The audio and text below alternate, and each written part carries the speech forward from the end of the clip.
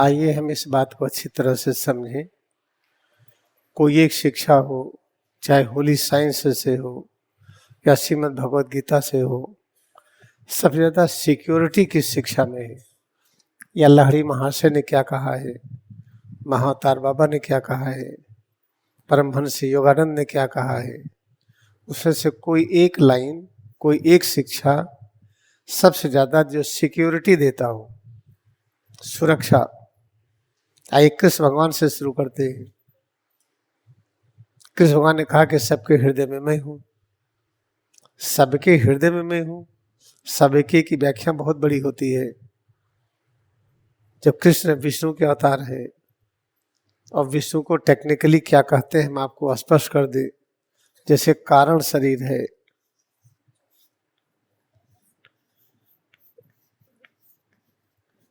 जो व्यस्त सिंगल हम लोगों की एक एक कारण शरीर है, इसके जो चैतन्य शक्ति है उसको प्रज्ञा कहते हैं। इसको व्यस्त मानिए, सिंगल व्यस्त कारण शरीर की जो चैतन्य शक्ति को प्रज्ञा कहते हैं। चैतन्य शक्ति क्या है? जिसे शरीर में चैतन्यता आती है, बोलते हैं, उठते हैं, बैठते हैं, ये सब सोचते हैं। अगर समष्टि ले लीजिए, सबके कारण शरीर की चैतन्य शक्ति को ईश्वर कहते हैं और दोनों की मिलाइए तो विष्णु हुआ है।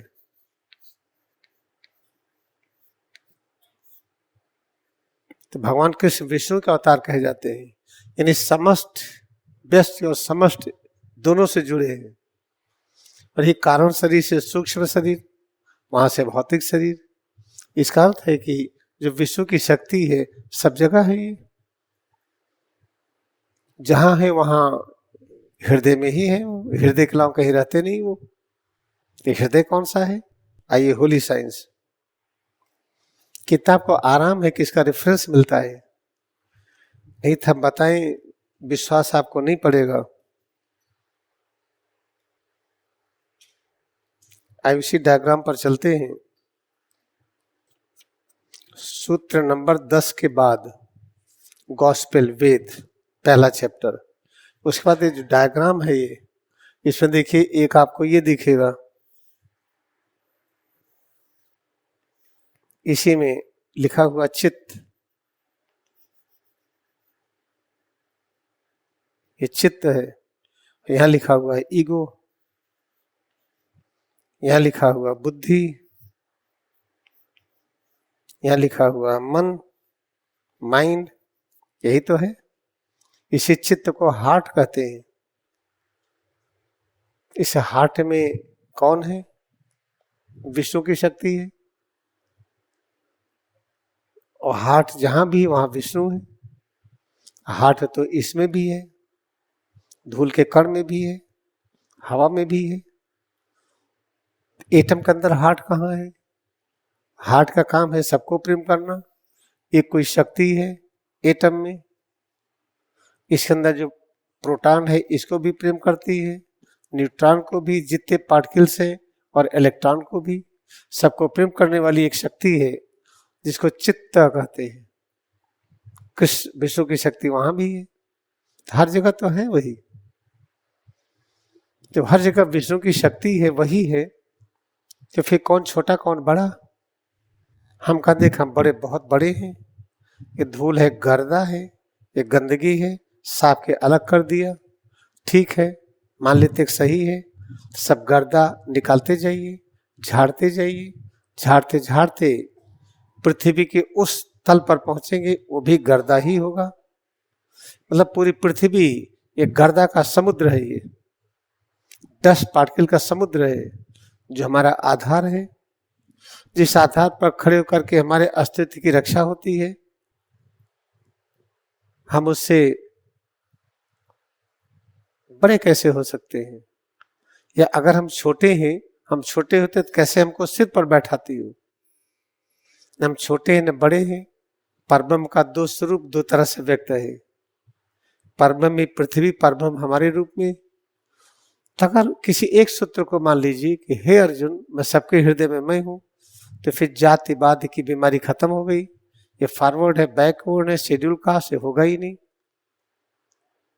देखिए वर्ण व्यवस्था अलग है, जातिवाद अलग है।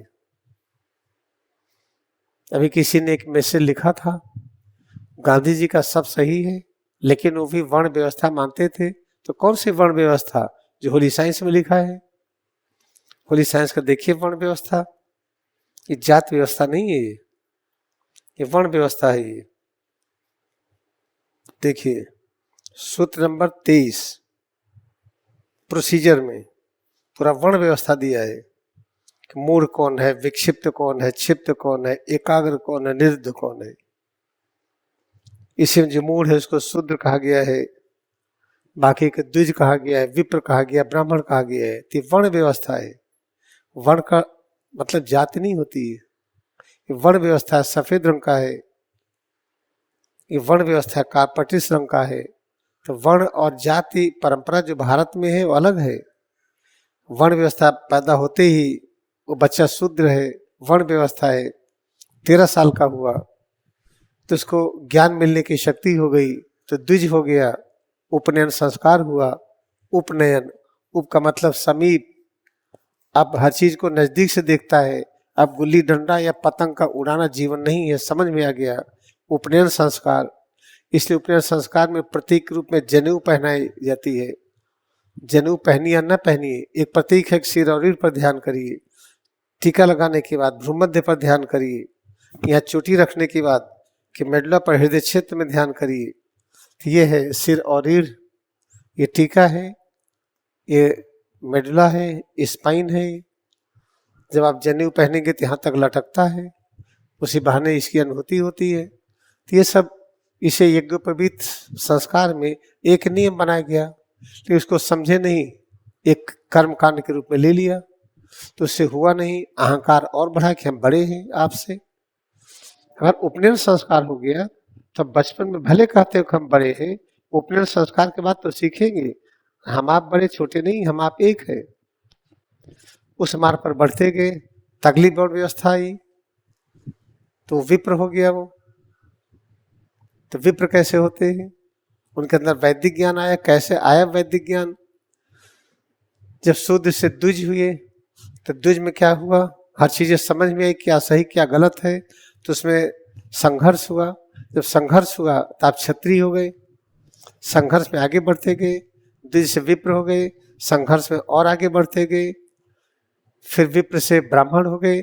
तो द्विज से लेकर के ब्राह्मण तक संघर्ष ही करते रहे, यह सभी क्षत्रिय कहे जाते हैं। यही इसमें वर्णन है। इस वर्ण व्यवस्था में कोई झंझट नहीं है।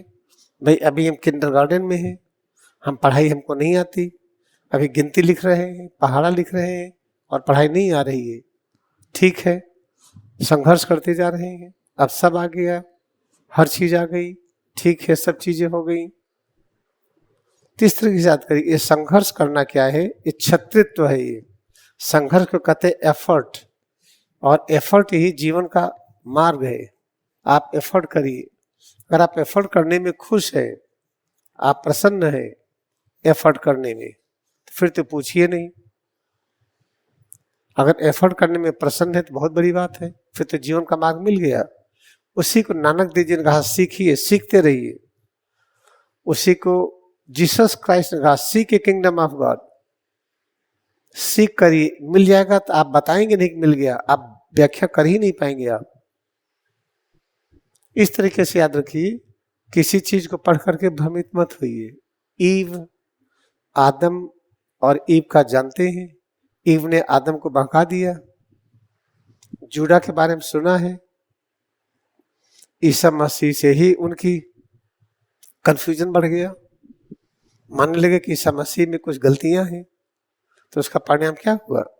जूडा किस प्रकार शरीर छोड़े, पागल होकर के। ईसा मसीह तो रिसरेक्ट हुए, बता दिए कि देखो हम मरते नहीं है। लोग बोलते थे रिसरेक्शन गलत है, लाड़ी माँ से तो रिसरेक्ट हुई, कह दीजिए गलत है। इसको तो नहीं कह पाएंगे गलत है, क्योंकि हुए हैं। स्वामी तेसोगिरी रिसरेक्ट हुए हैं, कोई कह दे गलत है। ये सब तो मैं ही जानता हूँ प्रमाण के रूप में। हम जो आपके सामने सेवा कर पा रहे हैं इसी वजह से कर पा रहे हैं कि ये लोग रिसरेक्ट होते हैं। तो इसे याद रखिए, किसी चीज को पढ़ करके आप भ्रम में मत पड़िएगा। अगर हम 12-13 साल के हो गए, उपनयन संस्कार हो गया। उपनयन संस्कार क्या है? सिर और रीढ़ में ध्यान बढ़ाना। सिर और रीढ़ में ध्यान बढ़ाने का अर्थ क्या है? इसे सिर और रीढ़ में जब शक्ति यहाँ तक आती है तो शब्द, स्पर्श, रूप, रस, गंध, पांचों का अनुभूतियां होती हैं। शक्ति यहाँ कम हो गई तो गंध गायब हो गया, केवल शब्द, स्पर्श, रूप, रस। यहाँ शक्ति कम हो गई तो दोनों गायब हुआ, तो शब्द, स्पर्श, रूप। फिर पता चला कि यहाँ भी शक्ति कम हो गई तो दिखाई भी नहीं पड़ता, रूप भी गायब हो गया। फिर शब्द और स्पर्श, फिर स्पर्श गायब हो गया तो खतरा है। फिर तो बहुत ही खतरा है। स्पर्श गायब होते कुष्ठ रोग हो जाता है, कटता है पता नहीं चलता है, जल जाएगा पता नहीं चलेगा, चोट लगेगी पता नहीं चलेगा। उसके बाद अब फिर गड़बड़ स्थिति आ गई। अगर सुनना बंद हो गया तो पांचों शून्य हो गया, फिर जाने का समय आ गया। रीढ़ पर ध्यान करने का अर्थ क्या है कि शब्द, स्पर्श, रूप, रस, गंध से संबंधित जितने क्रियाकलाप है सब में एकाग्र होकर के सबको स्वीकार करिए। और सारी अनुभूति क्या है देखिए। फिर होली साइंस में आइए, प्रोसीजर में आएंगे तो आपको मिलेगा जिसको साधनम कहते हैं। स्टार्टिंग में ही देखिए, पहला ही सूत्र है तपस स्वाध्याय ब्रह्म निधानान यज्ञ। हम कौन सा साधन करें सब कष्टों से मुक्त हो, यज्ञ लिखा गया है। स्वामी तेसुगरी को पता था कि यज्ञ की व्याख्या हो जाएगी बाद में। जो पूरे जीवन क्रियायोग पढ़ाता हो यज्ञ क्यों लिखेगा? क्योंकि महातार बाबा का निर्देश था प्राचीन सनातन धर्म के सूत्रों को लेकर के फिर बाइबल की व्याख्या करे। तो प्राचीन किसी धर्म में क्रियायोग नहीं था लिखा, यज्ञ लिखा था। क्रिया तो महातार बाबा ने कहा कि इसको रिप्लेस करिए। अब देखिए, जो यज्ञ का है, यज्ञ कैसे होगा? ये तप करिए, ऐसा तप जो स्वाध्याय हो, अपने बारे में ज्ञान, अपने बारे में वो ज्ञान कि ब्रह्म का ज्ञान हो जाए। तो कैसे होगा? इसको तप करने से तब क्या होगा? मात्रा स्पर्शेश। मात्रा स्पर्शेश क्या है? ये शब्द, स्पर्श, रूप, रस, गंध की मात्रा क्या है? नाक की मात्रा क्या है जब सूंघते हैं गंध? ये स्वाद इंद्रिय जीवा की मात्रा जो खाते पीते हैं। आंख, इसकी मात्रा जो दिखाई पड़ता सब। स्पर्श की मात्रा जो गर्मी और सर्दी की अनुभूति, कड़ापन, ढीलापन। अब देखिए यहाँ पर, ये देखिए मच्छर काटा, ये भी मात्रा है। मच्छर काटा तो कैसे अनुभव हुआ? खुजली का अनुभव, सुख दुख का अनुभव, गर्मी सर्दी का अनुभव, सब मात्रा है। ये जो मात्रा स्पर्शेश आवाज सुन रहे हैं ये भी मात्रा है। मात्रा स्पर्श को ईश्वर की अनुभूति गई है, ये लिखा हुआ, ये तप है। जब तप करते जाइए तो स्वाध्याय अपने आप जगेगा। स्वाध्याय क्या है लिखा हुआ अगले में? आत्म तत्व उपदेश। उपदेश, इस देश के उप समीप में क्या है? आत्म तत्व है। इस देश के समीप क्या है? पूरा अस्तित्व है, 24 तत्व। 24 तत्व आत्म तत्व है। इसका अर्थ क्या है? निराकार परब्रह्म ही 24 तत्वों में बदल गए। तो इसको मनन करिए। कैसे मनन करेंगे? मन में याद करके बार बार प्रैक्टिस करिए। इसको मनन करेंगे, फिर इसको सुनेंगे, जो कान बंद करके सुनते हैं, इसमें एकाग्रता बढ़ाएंगे।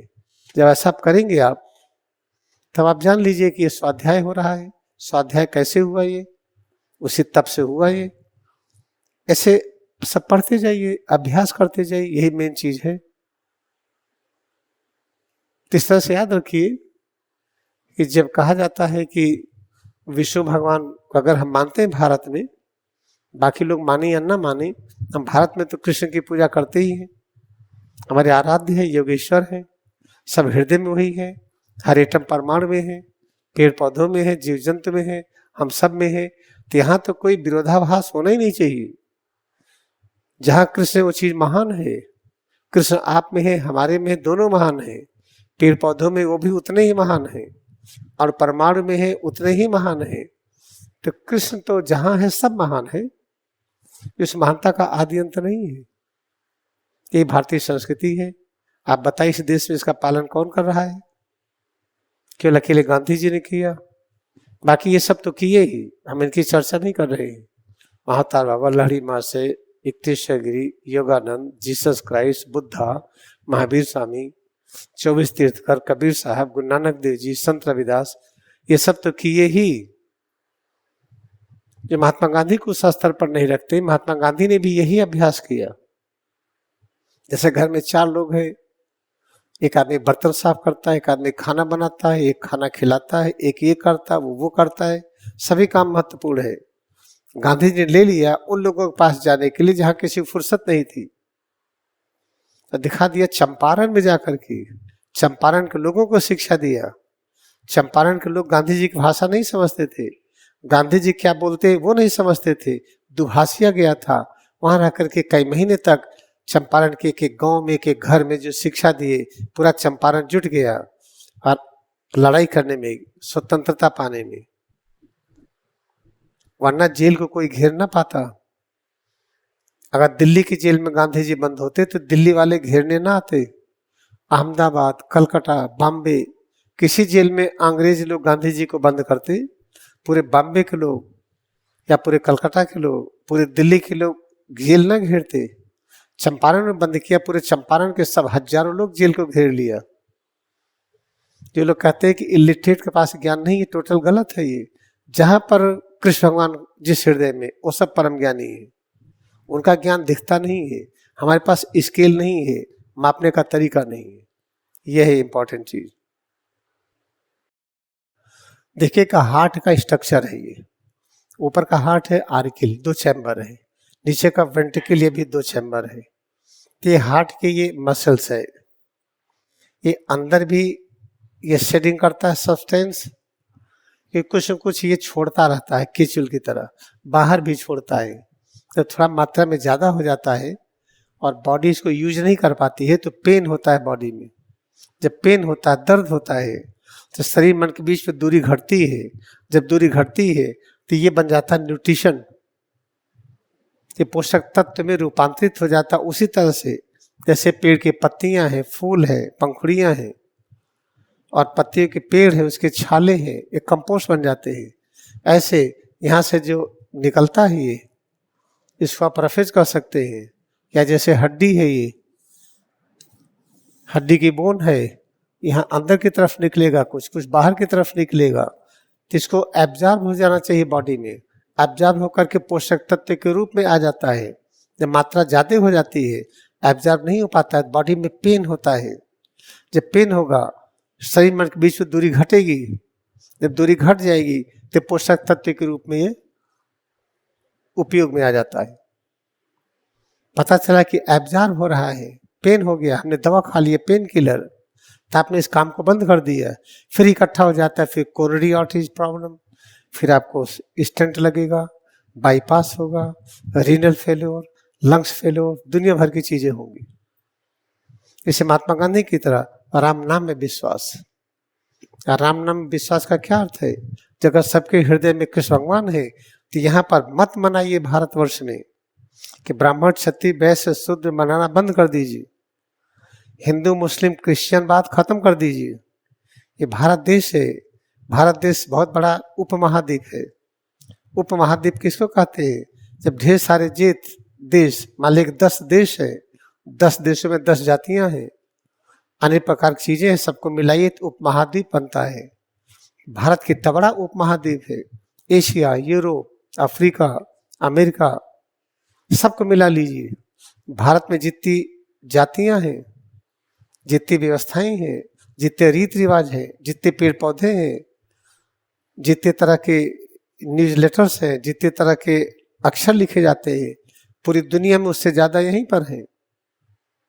हर 20 किलोमीटर पर, 30 किलोमीटर पर जो फल देते हैं पेड़, उनका बदल जाता स्वाद, ऐसा हर जगह नहीं मिलेगा। तो भारत बहुत बड़ा उपमहाद्वीप है। सब उपमहाद्वीप के एक पलड़े पर रखिए, भारत किधर रखिए, तो भारत भारी हो सकता है। भारी नहीं होगा तो बराबर तो रहेगा ही। हम लोग इस देश में रह रहे हैं, इस देश सबका नायक होना चाहिए। सारे जहां से अच्छा हिंदुस्तान हमारा, ये कौन सा गाना है? सारे जहां से अच्छा हिंदुस्तान हमारा, क्योंकि वसुधैव कुटुंबकम है हमारा नारा। ये होना चाहिए। सबसे हमारा देश न्यारा है, इसका मतलब कृष्ण भगवान उनके हृदय में नहीं है, जो अमेरिका में है, कनाडा में है, सऊदी अरबिया में है। हम तो कृष्ण भगवान की निंदा कर दिए। इसे देश कृष्ण भगवान की निंदा की वजह से सफर कर रहा है। इतना अच्छा देश सुख और शांति नहीं है। चाहे अनजाने में निंदा हुई हो, चाहे जान करके।